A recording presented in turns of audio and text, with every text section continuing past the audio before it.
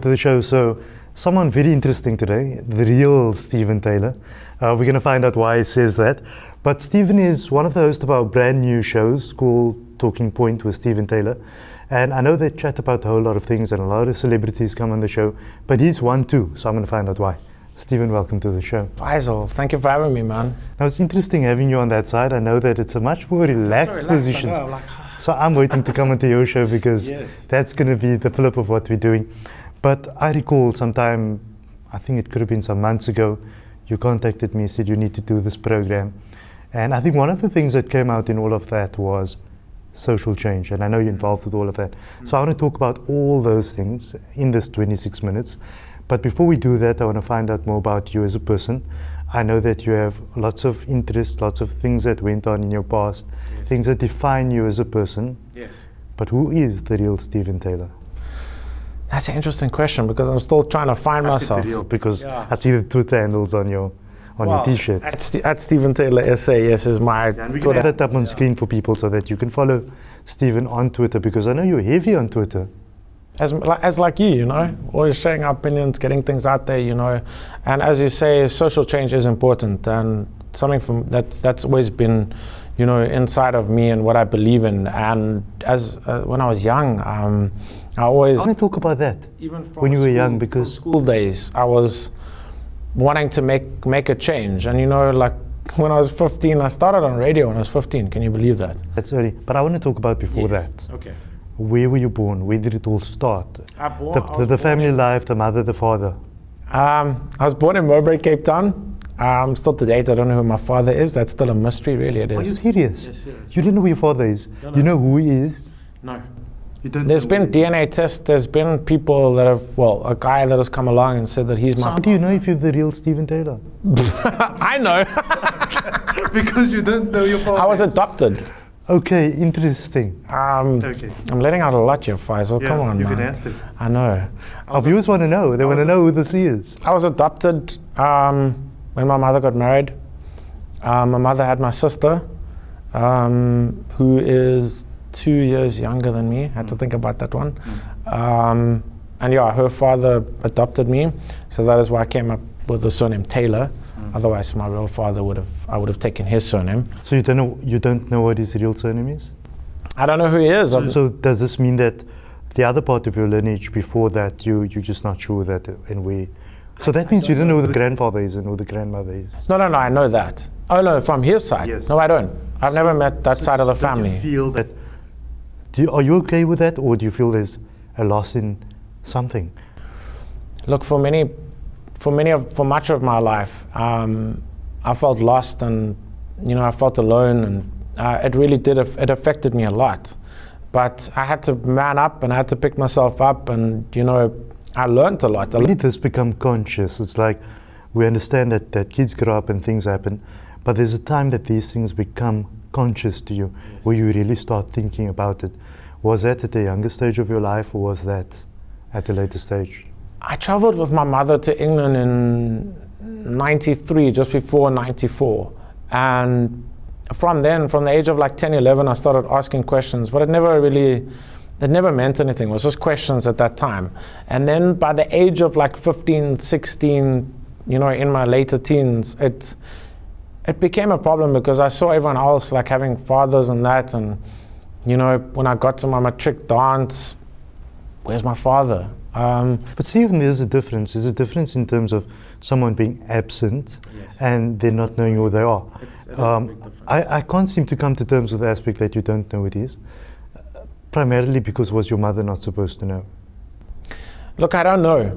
My mother, I've tried to ask her, she's come out blatantly and saying that the guy that I have met, look, we had 2 DNA tests done and it proves that he is my father. No, it proves that he's not my father. Sorry. The 2 DNA tests prove that he's not my father, which to me is a mystery because we look the same kind of and we act the same, but that doesn't mean anything. It comes down to the DNA test, and the DNA test said that he's not my father. So that is still, you know, I sit with that and it's very emotional, it hurts a lot. But I've had to man up and, you know, through my belief system, I've gotten through it, and it's been hard. It's been challenging. You're 32 now. Yes. So a long time has passed, and Yes. I suppose that mulling over it is not going to make any change right now. You have attempted to find out who it was. Yes. And that was. But I've given up. Many years ago, I gave up. And I think being in the entertainment industry, being in radio has helped me to, because I was very shy when I was at school. I mean, people that know me, that are watching this, that went to school with me, will probably tell you that I'm totally different. Yeah. It's one of those cases. Yes. Welcome to the club. Yeah. So I was bullied. Yeah. That was also a problem for me because, I mean, not having You speak a lot about that. Yes. I see you on social media, and whenever we have chats off shows, you talk about those things, about the bullying aspect, and we can go into all of that again. But we're looking at, so you get into school, so your mother becomes the backbone, I suppose. Well, there was still that love-hate relationship because, I mean, you want to know who your father is. You want to know, like... But you grew up with her, I grew up with her and my sister. And, yeah, it was hard. It was tough. I mean, we struggled through things, and I went through things that, and bullying was one of those things because I never had a father there to teach me, like, do this or do that, or don't do this or don't do that. I had to figure it out on my own. Do you believe that your life would have been any different if your father was around? Do you not feel that because he was absent, that you have become the person that you are because you needed to survive? It made me stronger, yes. It made me the person that I am today. It made me more caring and more, caring about other people that go through stuff in their life because I know where I came from. I know that So would you change anything? No. You wouldn't change it? No. The need to know is there, but you wouldn't change anything? The need to know is there, but the need to know is not a big part of my life anymore. I've gotten over that. And I am the person that I am now, and I'm blessed, and I'm thankful for the person that I've turned out to be, yes. So who do you define as the real Stephen Taylor? Who do you say that he's a caring person, he thinks about this, he's conscious about that? Well, what do you define? How do you define yourself? Sure. Well, obviously I'm a socialite. I get to go out and go to many events and stuff like that. Yes, I get to. You seem to be very happy about all of that. Very interesting. In place with all of that. Yeah. I get to meet some very interesting people, yes. But I mean, if you came to my house and you saw me, you'd see a different person because I'm at home. Quiet. At home I'm quiet. I'm shy in a way still. Until I get to know a person, then I obviously, open up a bit more. People find that strange. Yes. They find that strange because I experience a similar sort of thing, and that's on stage and out on TV. There's this other person, and then behind the scenes there's this other person. They don't understand. And the Jekyll and Hyde story goes, and people are like, really? And I said, yes, really. So if you put me in a room with one person, I might be a bit shy. Yeah. But put me with 10,000 people, I'm fine. No, yeah. It's strange. Yeah. Well, I had to grasp that as well, like going in front of many people, like emceeing events and stuff like that. When I first started doing that, I was very shy, and I was like, oh my goodness, this is hectic, but you get over it. And what I can say to people is that there are obstacles in your life for you to get over, and it makes you stronger. It makes you the person that you are. And no one can bring you down, because when you do go through hectic situations, you know what you've achieved, and you know that, okay, I can get through this. Look at what I have been through. I can get through a load more. Yeah. So what do you do in your spare time? I know that you're always busy socializing somewhere, or then then you're at the channel, then you're at Hashtag Radio, then you're at Clicks Radio, so you're kind of all over the show. Yes. But there are those moments that you're on your own and you do the things that you like doing, that no one knows about, that they might just find about right now. Yeah. What are those things that you do? I mean, is it reading? Is it? No, I don't read, but I like to, reading a book, I don't do that. But reading, educating, informing me of what's going on in the country and around the world, for sure. We're not going to talk about your political persuasions. We have serious disagreements as to why South Africa is the way that it is, but that's fine. Yeah. It's not every day that we get to talk about it. Voting on August the 3rd, that's for sure. I know you're voting for two, without our spy cameras around, but that's fine. So anyway, you get through school, and I always use this example. I say that if you look at the caterpillar, for example, and how things become and morph into other things, that happens through life. Yes. So when you look back today, you say you wouldn't change anything, But you find yourself building on that foundation. Yes. It is a foundation. Yes, of course. Tell us a bit about that. Well, obviously we're given the life that we're given, and we can't sometimes choose the life that we're given. We can't choose our parents, we can't choose the people that we grow up with, but we have to, the situation that we are in, and I know that many people struggle on a day-to-day basis. I mean, poverty is a big thing in South Africa. But the life that you are given, you need to take that as a foundation, as you've said, and work with that, and make yourself into what you want to be and not what other people want you to be. And you can't stand around as well waiting for something to happen, because I promise you it's not going to happen. So it's up to you. Notice that about you, and if I may say, yes. I noticed one thing about you in our interactions and when we started, and that was you don't have a problem asking and looking for opportunity. Like many people will come sort of around 50 bushes before yes. they come for something, and I noticed you will come to me and say, what about us doing this, and how can we do that? Can you phone this guy? Can you do that? And I like that, because that shows growth and development. But where's that come from? Because you say the male figure wasn't there in your life to sort of teach you how to ask and how to become something. So where did that come from? Well, obviously, a need for survival? Yeah, a need for survival, but obviously along the years I've had people that have stood by me and obviously kind of mentored me. One in a radio term was well-known Cape Town radio presenter Benito Vergatini. He kind of took me under his wing and helped me a lot in terms of understanding radio. Also Sean Katz, who I work with at Clicks Live, another person. So these are people that have not only been my boss, but I've gotten to become friends with them on another level, and they've kind of mentored me and kind of also made me the person that I am today, because we all make mistakes. I mean, the first time I went into the radio, I was nothing like I am today. So you listen to that today and it's like, what was I thinking? Yeah. That happens to me. I look at things that I recorded 10, 12 years ago and I'm like, put that off, that's not me. Yeah. That's somebody else. Yeah. But Stephen, so we look at all of that development in your life and you're becoming somebody and something, and you go into media. I always ask people in media this question: why are you in media? I don't know. People have different answers for this. Look, and it's always interesting to see what you're going to say. It is interesting. Look, I never studied media. I never thought that I would get into media.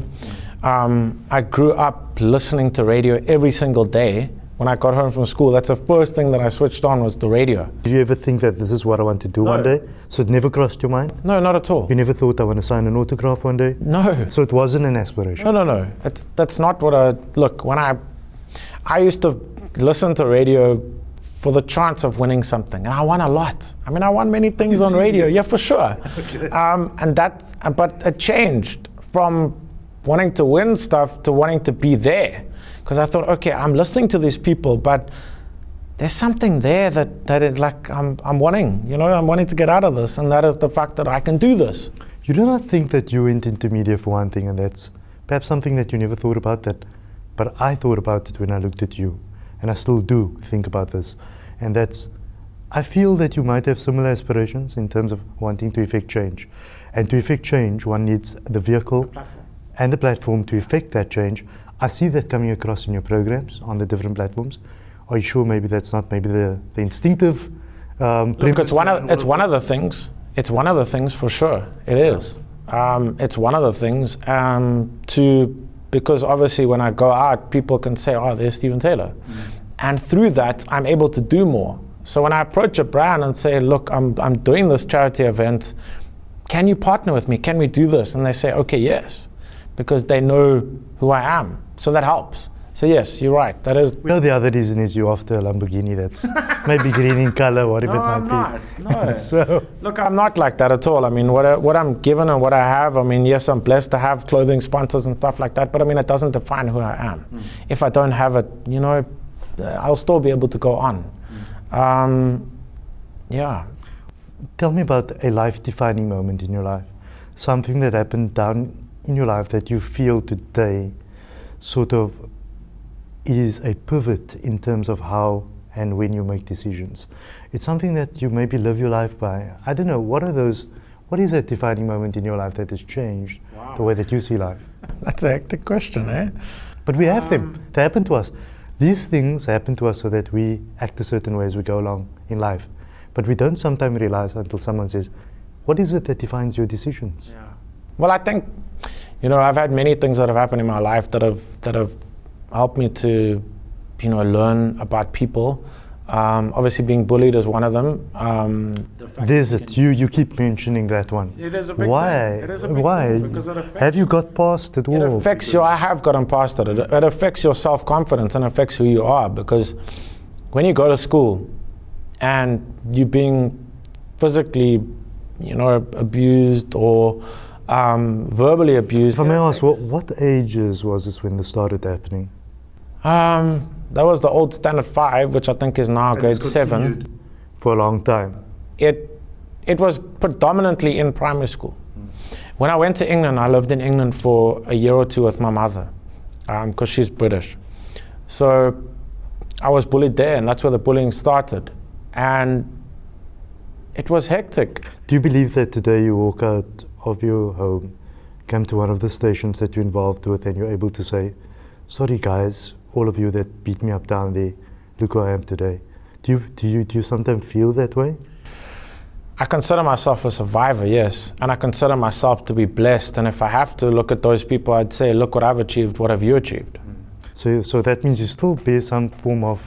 No. It's there, Stephen, it's there. It is there, yes. It's always going to be there. It's always going to be there for the rest of my life, because it happened. I can't take it away. But you know what?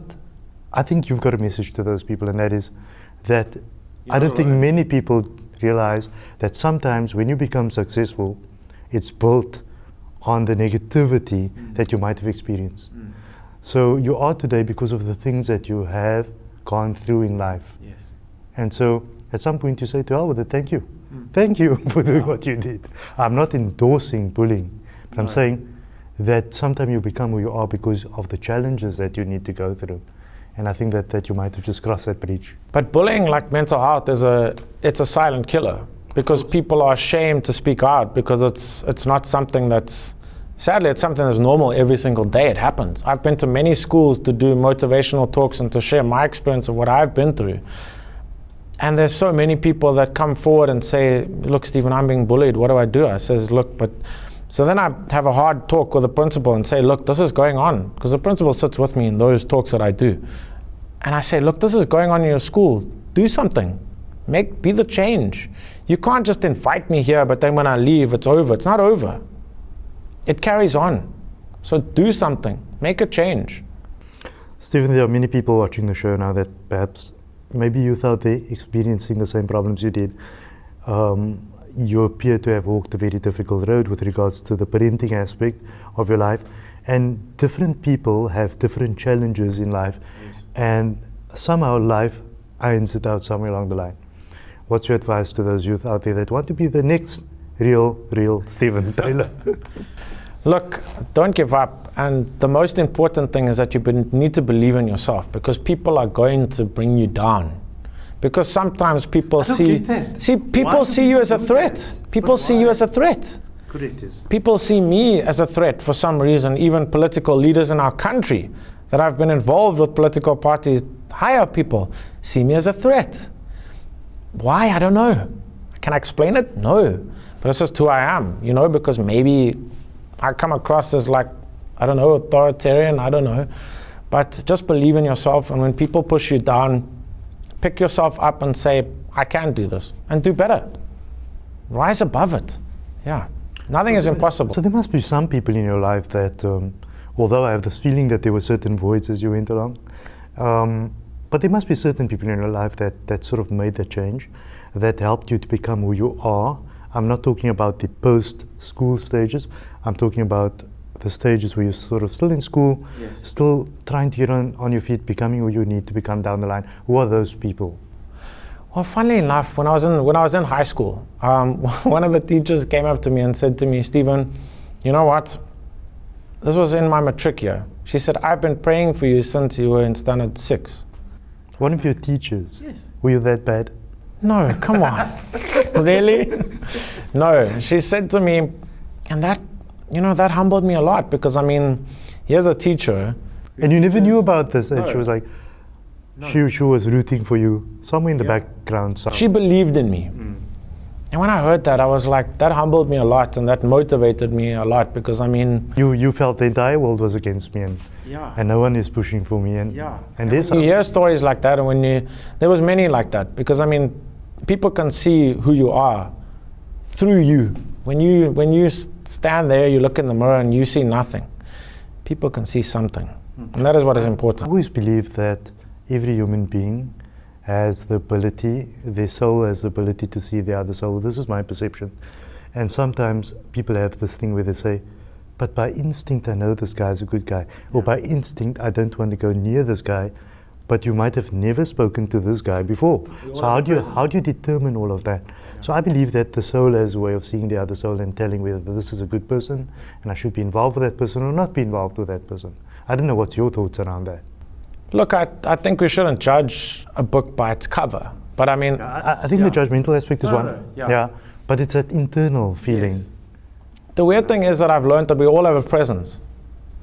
And when a true leader walks into a room, you know. Like I've met, like F.W. de Klerk, when he stood behind me, I didn't know he was there. He came, he tapped me on my shoulder and said, hey, Stephen. I stood up and I was like, oh my goodness. Kgalema Motlanthe the same, former president of South Africa. You know. Did you feel the same when Zuma came in? You can say no comment if you want to, it's fine. Stephen, I know how you feel. Look, I know how you feel, it's fine. Look, you felt it. When he walked into the room, I mean, I knew he was there, and I mean, he's a funny guy. I mean, when you're in a room with only... We're not going to talk more politics. Yeah. You know what happens when me and you talk politics. Yeah. It's fine. I accept. I allow people to make mistakes. We all have a present. Yeah. But I allow people to make mistakes. It's fine. And we all do. And we all did. Thanks, man. Sorry, did I say that? Okay. But I mean, who doesn't want to meet their country's president? Doesn't matter who it is. It doesn't matter what the media is saying about that. I don't think Zuma's a bad guy. Must be honest with you. You think I think he's a bad guy. No, I don't. No, I don't. I think he's a nice guy to have tea and coffee with and stuff like that. I'm just not sure if he's good in counting and spelling and those kind of things. I'm just not sure about those things. But that's fine. I can't blame him on that because of his background. He grew up, in apartheid South Africa, and I can't blame him for that. I can't blame any of our leaders for anything that has happened in this country because they grew up in a time that they also needed to get through. Yes, correct. So I commend them for that. Yes. No, Stephen, I know where you stand so politically. I know we had this discussion earlier on and we said that we understand. I mean, it was 700 charges, throw 500 away, there's 150 left, it's fine, I get it, it's fine, don't worry. But be that as it may, I think what's important is that I'm sitting with somebody that's sort of with a white background, supports the ANC, supports Jacob Zuma, and I get that, that's fine. That for me is important because it shows that we as South Africans have matured and that we can talk and we can joke about all of it. I had to say something about that because now you've put it out on national TV. Look, I think it's important for us to investigate the truth and not to go out and look at what the media tell you. Yeah. Look at what you know as facts. Look at It's just ironic of you saying that. Why? You're part of the media. I am. You're not supposed to say that. I can, because I have my own opinion too. And facts are important. And until you can come up, when you look at an article, I read it. I look at the headline, look at the article, but I also do my research as well. Sometimes I'll phone the people and say, is this true? And they'll say, no. Research is important, knowing the facts. So yes, I might support ANC on a national level, but in the Western Cape, I might support the DA because of what they're doing here. Because obviously the ANC needs to sort themselves out in the Western Cape, and yes, I will say that because it's true. So yes, but I'm open to, other parties that have come along like COPE and Agang. I think that's important for South Africa to have alternatives, and it makes the ruling party to wake up and say, okay, we need to do more. That is important. If COPE is coping, you will support them and stuff like that. That's fine. But I love your approach. Because I think it's good for democracy. Sadly, they weren't weak enough because it implodes all the time because people are always out for I'm the leader. In politics. Yes. And that's the issue. But Stephen, so we're going forward and the chat about politics, that's fine. I always just wanted to get you on that, but it was fine. Yeah, I always wanted to chat to you about that because I watch you very closely on Twitter. You're strange enough because I think our accounts are fairly as busy as each other's ones. So, but I can't say that I will never vote for Donald Trump ever. That I can't say. There's a new thing that I know that Trevor Noah in the last couple of days has started this new thing called Week Donald Trump. And it's a brilliant clip. Actually, I want you to have a look at that. But going forward, advice, youth. Our youth are in a very strategic space in South Africa. They find themselves in an area where unemployment is there. We're looking at a challenging rand at the moment with the economy sitting where it is. We're looking at various aspects happening internationally, and then we're talking about challenges in education and various other facets of the life of South Africans. And then we also know that South Africans, I know that a recent paper that I wrote said that 1 in 5 have gone through risk behavior, and risk behavior is determinant of depression and that sort of thing. So we find challenges. What's your advice in this time to South Africans, especially the youth, going forward? You know what I hate is that South Africans, I mean, no disrespect to any South African watching this at the moment, is that we are lazy. We sit with our hands like this when we should be saying to ourselves, okay, no matter if I'm white, no matter if I'm colored, no matter if I'm black or Indian or whatever race I am, I have the ability to do and be more.